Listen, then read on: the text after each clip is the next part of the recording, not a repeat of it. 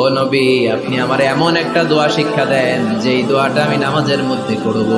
বিশ্বনবী বললেন, তুমি নামাজের মধ্যে পড়ো, আল্লাহুম্মা ইন্নী যালামতু নাফসি যুলমান কাসীরা ওয়া লা ইয়াগফিরুয যুনুবা ইল্লা আনতা ফাগফিরলি মাগফিরাতাম মিন ইনদিকা ইন্নাকা আনতাল গফুরুর রহিম। সুবহানাল্লাহ। এটাকে আমরা বলি দোয়ায়ে মাসুরা। এটাও একটা ইস্তেগফার।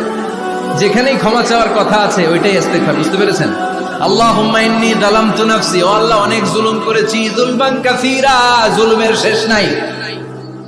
ওয়ালা ইয়াগফিরুয যুনুবা ইল্লা আনতা, আপনি ছাড়া এই জুলুম আর পাপ ক্ষমা করার কেউ নাই।